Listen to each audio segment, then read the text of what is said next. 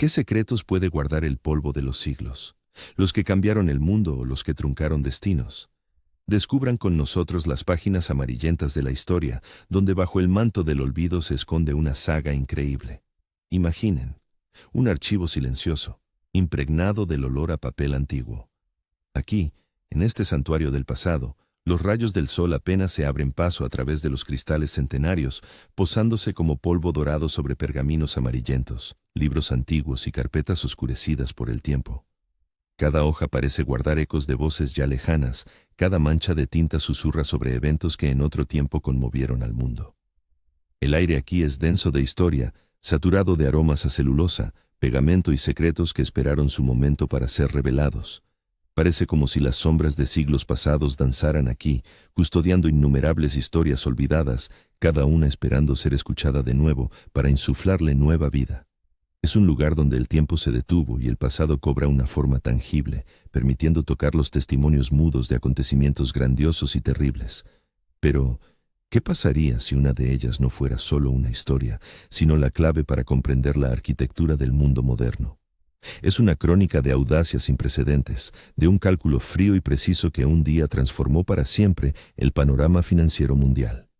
Esta es una saga de secreto, confianza, y una elección que sacudió al mundo, obligándonos a reflexionar sobre los límites entre la moral y el beneficio.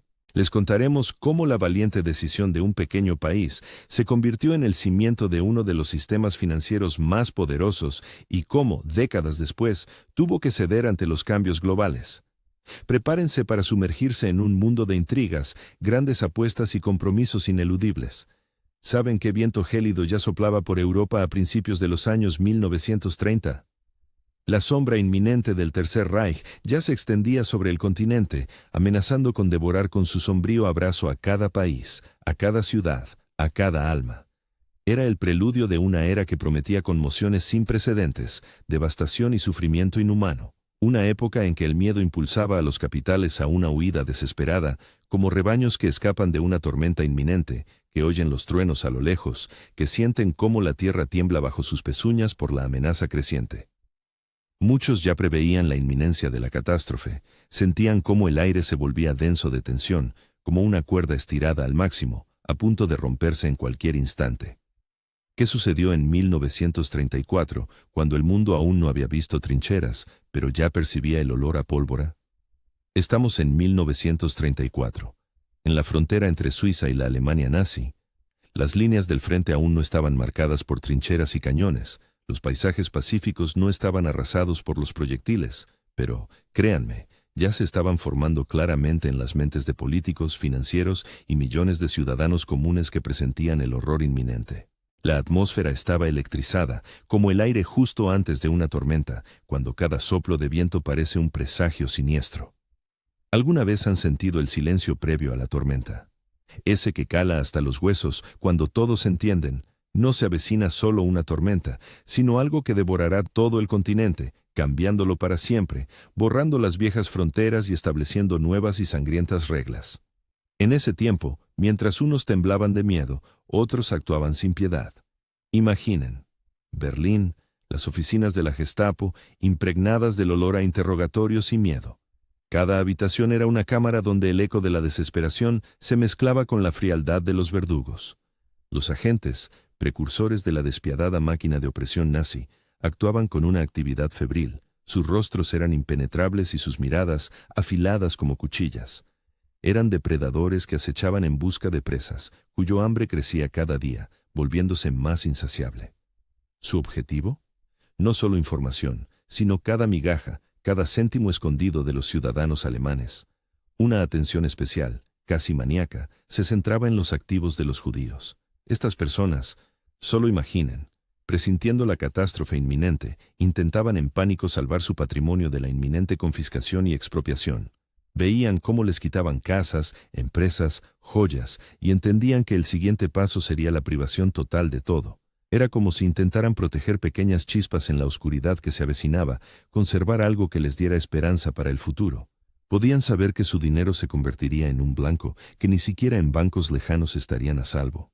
Cada día traía consigo noticias nuevas y cada vez más siniestras sobre el creciente antisemitismo, y el saqueo estatal, que se había convertido en práctica común en Alemania.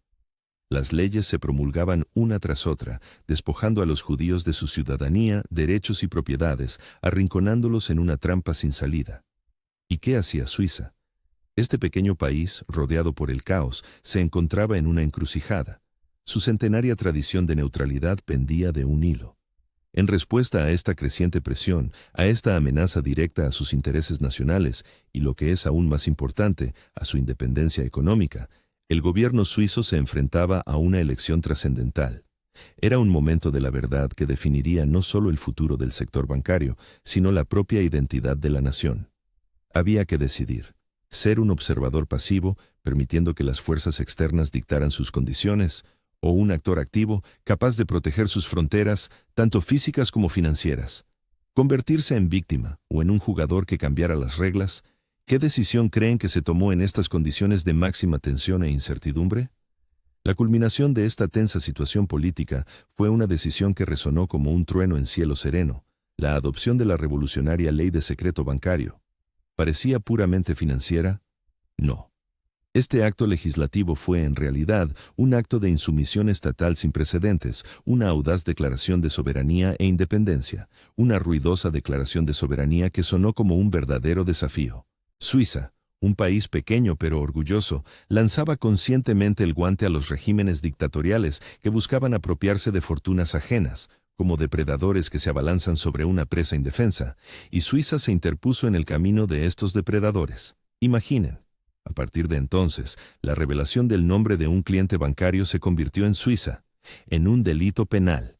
Increíble, ¿verdad? No era solo una multa o una reprimenda. La violación del secreto bancario se equiparaba a delitos penales graves, como robo, fraude o incluso asesinato.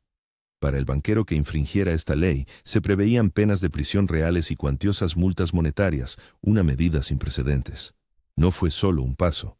Fue una nueva era, grabada en piedra, que establecía un estándar de confidencialidad verdaderamente revolucionario en la práctica financiera mundial.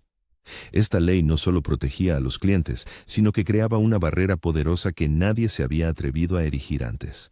Pero, ¿hasta dónde llegaron los suizos para proteger así sus secretos, arriesgándose a incurrir en la ira de vecinos poderosos? En ese momento, el mundo se hizo una pregunta que resuena hasta hoy. ¿Fue un acto heroico? Un impulso noble destinado a proteger a los inocentes de la tiranía y la persecución, una especie de escudo alpino diseñado para resguardar a quienes buscaban refugio de la oscuridad que avanzaba?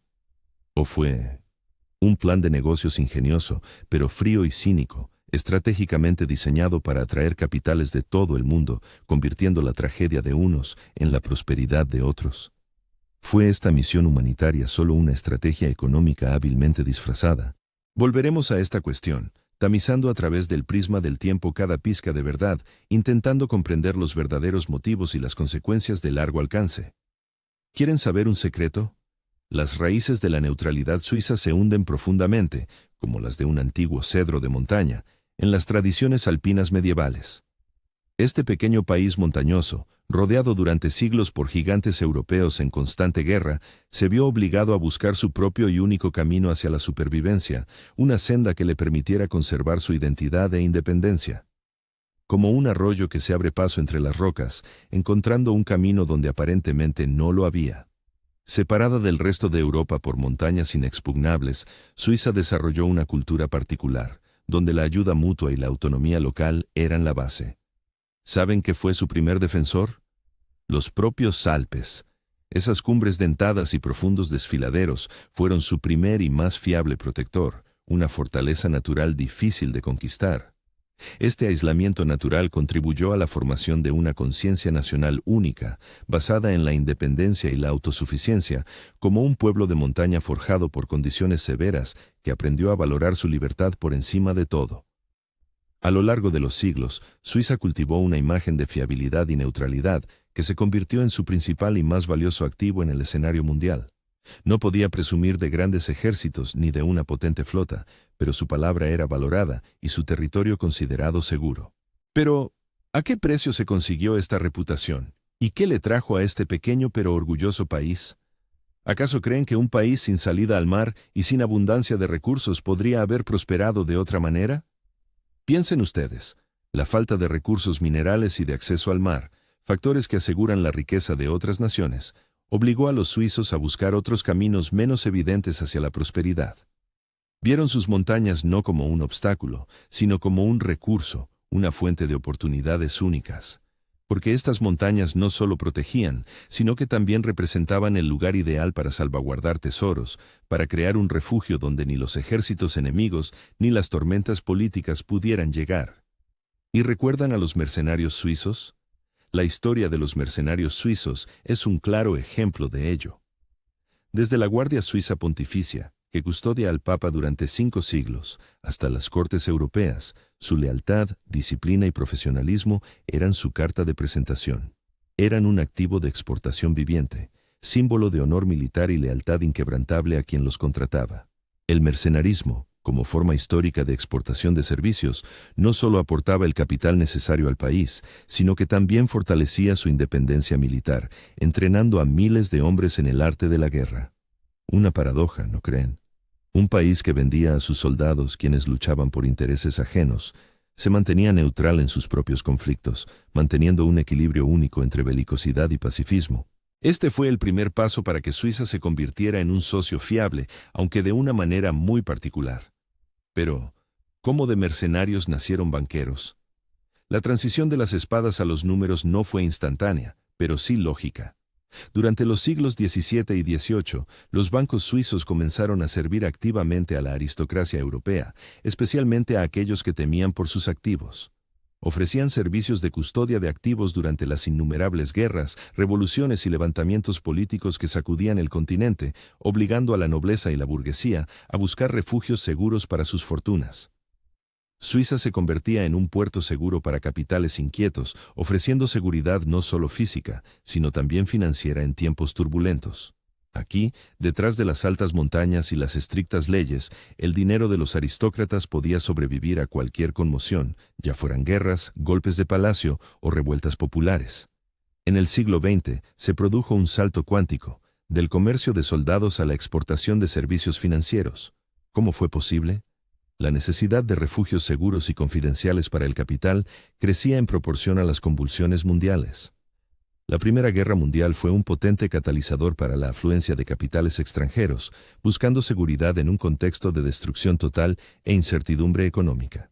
El periodo de entreguerras se caracterizó por la inestabilidad económica y las tormentas políticas, como la hiperinflación en Alemania y la Gran Depresión en los Estados Unidos, lo que aumentó aún más el atractivo de Suiza, convirtiéndola en un oasis en medio de un mar embravecido, donde se podía escapar de las turbulentas aguas del océano mundial.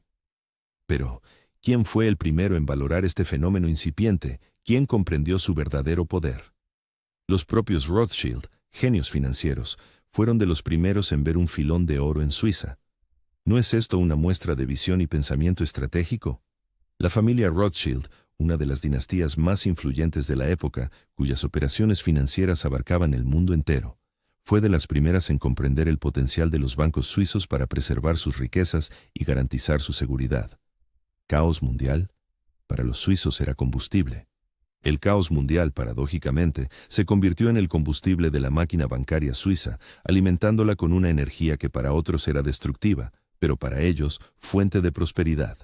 Cada revolución, cada guerra, cada crisis económica, impulsaban nuevas oleadas de dinero hacia los tranquilos valles alpinos, como mareas que arrastran tesoros de todos los rincones del mundo, depositándolos en las orillas de los lagos suizos. Pero, ¿quién más se benefició de este refugio único, creado para los propósitos más diversos? Los aristócratas que huían de la Revolución Francesa a finales del siglo XVIII fueron de los primeros en apreciar la discreción suiza, confiándoles sus últimos tesoros y reliquias familiares. Su murmullo de confianza fue la primera golondrina, precursora de una avalancha de capital futuro. Increíble, pero cierto, la Revolución Rusa de 1917 atrajo a Suiza enormes fortunas de la nobleza imperial y la burguesía rusa, verdaderos tesoros salvados del fuego de la guerra civil y la nacionalización. La Guerra Civil Española también fue una fuente de importantes flujos financieros hacia los bancos neutrales, cuando representantes de ambos bandos del conflicto buscaban proteger sus ahorros. Empresarios que huían de la nacionalización y confiscaciones en países con regímenes totalitarios encontraban aquí un refugio, la única esperanza de conservar alguna parte de su patrimonio. Quizás ustedes también buscarían un refugio así, si se encontraran en una situación similar, cuando todo se desmorona a su alrededor. Más tarde, en la época de la Guerra Fría, cuando el mundo se dividió en dos bloques ideológicos, los bancos suizos se convirtieron en el lugar donde dictadores, espías, mafiosos e incluso líderes de movimientos de liberación nacional guardaban sus fondos mal habidos o, por el contrario, legítimamente ganados pero que requerían ocultación. El país montañoso se transformó en una caja fuerte global que podía albergar cualquier secreto y cualquier dinero. Y no solo ellos. Piensen, ¿por qué oligarcas, políticos y ricos de todo el mundo buscaban esconder su dinero de impuestos, procesos judiciales o simplemente de miradas curiosas, evitando la atención de los malintencionados? Como quien esconde joyas en una cueva profunda, inaccesible para los extraños. Esta turbulencia global, esta demanda constante de seguridad y confidencialidad, configuró un ecosistema único del centro financiero suizo que lo hizo diferente a cualquier otro en el mundo. Suiza se posicionó conscientemente como un refugio, como un puente neutral en un mundo dividido por ideologías y conflictos, como un faro en un mar embravecido, ofreciendo un puerto seguro a cualquier barco sin importar su bandera. Pero volvamos a 1934. ¿Qué fue el fundamento de este sistema inquebrantable que resistió décadas de guerras y crisis? El principio de soberanía del cliente, que estipula que la riqueza de una persona es asunto privado suyo, no sujeto a controles estatales o a la curiosidad de terceros, se convirtió en la piedra angular de la filosofía bancaria suiza. Su fundamento inquebrantable, la Ley de Secreto Bancario de 1934, oficialmente conocida como Ley Federal de Bancos y Cajas de Ahorro, fue la culminación legislativa de esta filosofía, dándole vida y consolidándola a nivel estatal. ¿De quién ocultaban estos datos y por qué era tan importante? Esta ley fue una respuesta directa e inequívoca a los intentos de la Gestapo de acceder a las cuentas de judíos alemanes en bancos suizos, intentos que el gobierno suizo consideró una injerencia en su soberanía. ¿Qué puede ser más terrible que traicionar a una persona que te ha confiado sus últimos recursos, sabiendo que esto podría costarle la vida o la libertad?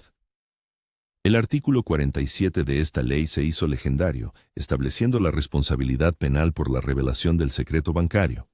Como un juramento grabado en granito, sus formulaciones eran inquebrantables. Preveía penas de prisión de hasta 6 meses y cuantiosas multas para cualquiera que se atreviera a violar la confidencialidad del cliente, convirtiendo el secreto en una vaca sagrada, intocable y protegida por la ley. Se asombrarán. No era solo una política bancaria, era parte del ADN nacional, protegida por el poder del Estado. ¿Dónde más es posible que un secreto financiero sea guardado con tal rigidez? Para un banquero suizo, el encarcelamiento era un resultado más probable que la revelación del nombre de un cliente, porque el honor, la ley y la reputación del país estaban por encima de todo, formando un código de conducta inquebrantable. Fue precisamente esta postura inflexible lo que confirió al secreto suizo una fiabilidad y un atractivo sin precedentes, como un bastión inexpugnable que promete protección absoluta. La legendaria cuenta numerada. Sobre ella se contaban leyendas. Se convirtió en un símbolo de misterio e inaccesibilidad. Pero, ¿era absolutamente anónima? Solo imaginen. La legendaria cuenta numerada, o Kontonummer, se convirtió en el símbolo de esta confidencialidad insuperable. Su nombre se volvió sinónimo en novelas de espías y películas de Hollywood. Pero es importante desmentir el mito. La cuenta numerada no era completamente anónima, en el sentido literal de la palabra. No era un vacío impersonal donde el dinero existía por sí solo. El titular de la cuenta era conocido por al menos 2 o 3 personas en la cúpula del banco. El director, el jefe de departamento, a veces un gestor personal. Eran los guardianes de las claves, un reducido número de personas de confianza que conocían la verdadera identidad del cliente. Sin embargo, para la inmensa mayoría de los empleados del banco, y lo que es más importante, para el mundo exterior, incluidas las autoridades fiscales y los servicios secretos, el cliente seguía siendo simplemente una combinación de números, una abstracción desprovista de nombre y rostro.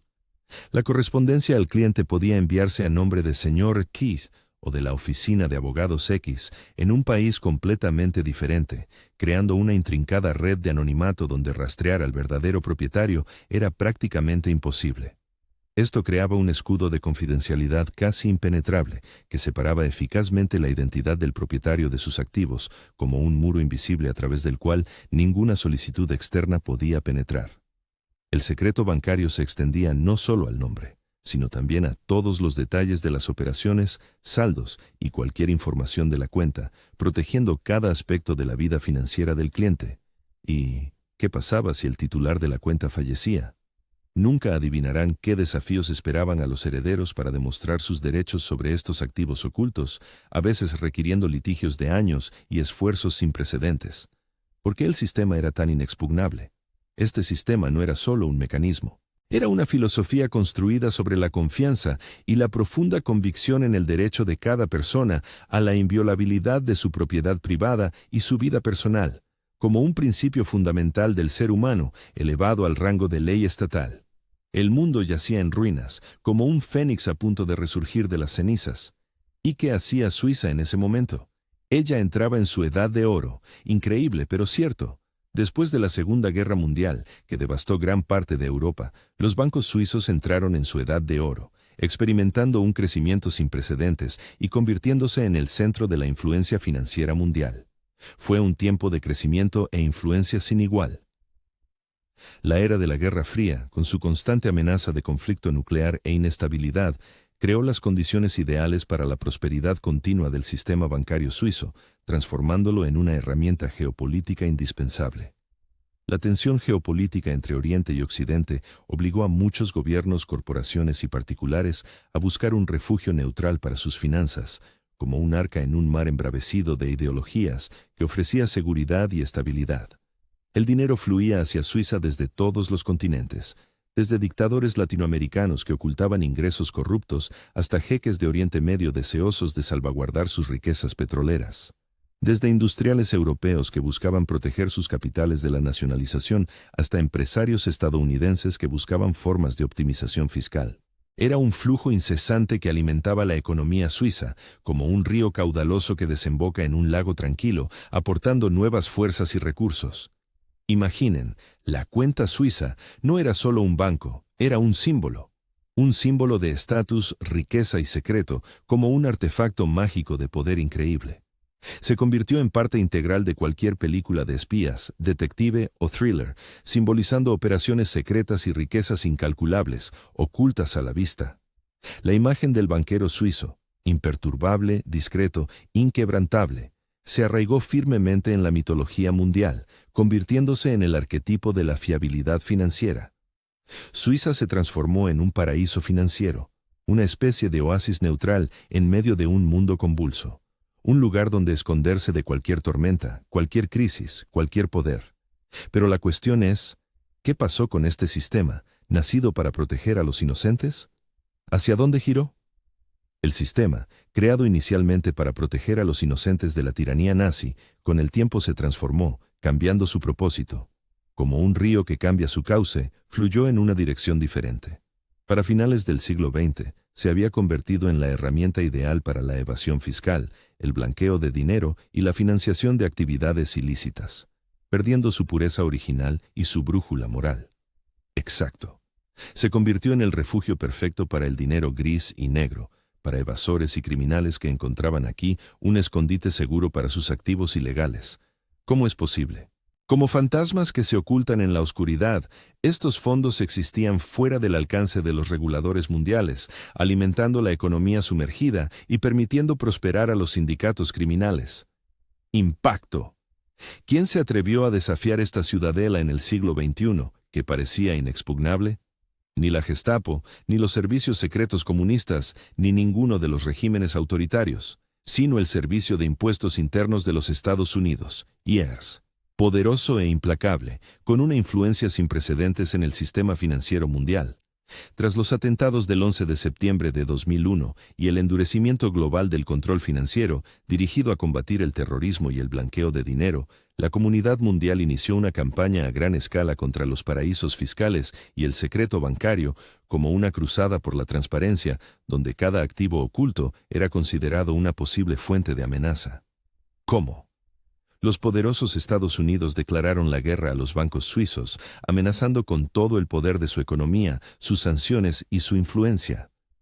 ¿Qué significaba esto para un país cuya fuerza residía en la neutralidad, en la capacidad de mantenerse al margen de los conflictos? El caso UBS, entre 2008 y 2009, se convirtió en un punto de inflexión, un verdadero terremoto en el mundo financiero suizo. Fue un golpe bajo. El banco suizo, uno de los más grandes del país, se vio obligado a revelar los datos de miles de clientes estadounidenses, como romper el sello de un antiguo secreto, revelando lo que se consideraba inquebrantable. Fue un golpe sin precedentes a la concepción del secreto bancario suizo y su inviolabilidad, destruyendo el mito de la intocabilidad que se había formado durante siglos. Bajo la colosal presión de los Estados Unidos y la Unión Europea, que amenazaban con sanciones, boicots y la exclusión total de Suiza del sistema financiero mundial, el país se encontró ante una elección: mantener los principios que definían su identidad financiera o sobrevivir en una nueva y despiadada realidad. Se vio obligada a entregar su principal valor, a renunciar a los principios que durante siglos habían moldeado su identidad financiera, reconociendo la derrota, como renunciando a una parte de su alma, a la esencia misma de lo que representaba. Y la sensacional noticia. En 2014, Suiza, bajo la colosal presión de la comunidad internacional, ratificó los acuerdos internacionales sobre el intercambio automático de información fiscal, conocidos como CRS, firmando la sentencia de muerte del antiguo sistema de secreto bancario. ¿Podría algo detener este proceso cuando la transparencia global se convirtió en el nuevo requisito? El secreto bancario para clientes extranjeros, tal como había existido durante décadas, estaba de hecho muerto. La fortaleza, construida sobre los cimientos de la confidencialidad, cayó bajo el asalto de la transparencia global. Sus muros se derrumbaron, revelando todos sus secretos al mundo. A partir de 2018, la fortaleza cayó definitivamente. Suiza comenzó a intercambiar activamente información sobre cuentas de clientes extranjeros con las autoridades fiscales de sus respectivos países, siguiendo los estándares internacionales. Esto marcó el fin de una de las épocas más largas e intrigantes de la historia financiera mundial, su último acorde, su actuación final en el escenario mundial. Pero, ¿qué ahora? ¿Qué quedará de este sistema único y cómo se desarrollará en un mundo nuevo y transparente? Y aquí estamos de nuevo, en este archivo. Hojeamos las últimas páginas, sintiendo la rugosidad del papel bajo los dedos, conscientes del peso de cada palabra. Es momento de reflexionar. ¿Qué fue todo esto? ¿Cuál es el veredicto que podemos emitir sobre esta historia centenaria? Los banqueros suizos, que alguna vez fueron considerados defensores de la libertad individual y la propiedad privada, la piedra angular de su filosofía, ¿traicionaron sus ideales por los cuales todo comenzó? Ideales que nacieron en la lucha contra la tiranía y estaban destinados a proteger a los inocentes, convirtiéndose en su último refugio? ¿O se convirtieron en cómplices de criminales y manipuladores financieros, permitiendo el blanqueo de ingresos ilegales, la evasión fiscal y la financiación de operaciones dudosas, como pastores que vendieron su rebaño a los lobos por su propio beneficio? O quizás la atracción de dinero gris y negro fue desde el principio parte de su ingenioso pero profundamente cínico plan de negocios, donde los principios morales cedían ante la lógica implacable del beneficio y la prosperidad estatal, priorizando el poder económico sobre las consideraciones éticas? Esta cuestión permanece abierta, obligándonos a cada uno a reflexionar sobre la frágil línea entre el heroísmo y el pragmatismo, entre la protección y la complicidad, como observando una danza de luces y sombras donde los límites entre el bien y el mal son difusos, y los motivos de las acciones son difíciles de interpretar de manera unívoca. ¿Qué lecciones podemos extraer de esta grandiosa saga sobre finanzas, poder y naturaleza humana? Lecciones que son relevantes en el mundo contemporáneo. La historia del secreto bancario suizo es un espejo multifacético que refleja las luces y sombras de la sociedad humana. Demuestra cómo los altos principios pueden ser distorsionados por intereses económicos, cómo los nobles propósitos pueden llevar a consecuencias ambiguas, como un reflejo en un espejo deformante que distorsiona la verdadera imagen. Esta historia es un recordatorio de que incluso las instituciones más inquebrantables no están exentas de cambios, de la presión del mundo exterior y de las tentaciones internas. Porque todo fluye, todo cambia, y lo que parecía eterno, un día cede su lugar a lo nuevo. Pone en tela de juicio la absoluta noción de neutralidad en un mundo donde el capital no tiene fronteras nacionales, donde el dinero se mueve por el mundo a la velocidad de la luz, sin reconocer barreras políticas ni geográficas. Porque el dinero siempre encontrará su camino, siempre buscará el refugio más ventajoso y seguro.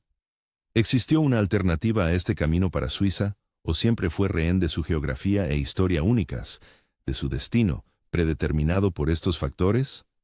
¿Qué nuevas formas de confidencialidad financiera surgirán en respuesta al endurecimiento de la regulación global, como nuevos brotes después de un incendio forestal, adaptándose a las condiciones cambiadas? ¿Y qué significa esto para el futuro del sistema financiero mundial, donde la transparencia se convierte en una nueva religión, donde cada movimiento de capital es rastreado y controlado? Así, el secreto bancario suizo, nacido del fuego de los conflictos mundiales, ha completado su majestuoso pero controvertido viaje. Ha dejado a la posteridad una profunda pregunta sobre el precio de la seguridad y la moral en un mundo donde el capital siempre busca refugio, su propio puerto seguro, independientemente de cuán oscura pueda ser la historia de esos fondos. Sumérjanse en esta épica saga de dinero, poder y secreto para comprender cómo las lecciones del pasado moldean nuestro futuro financiero y qué nuevos desafíos nos esperan.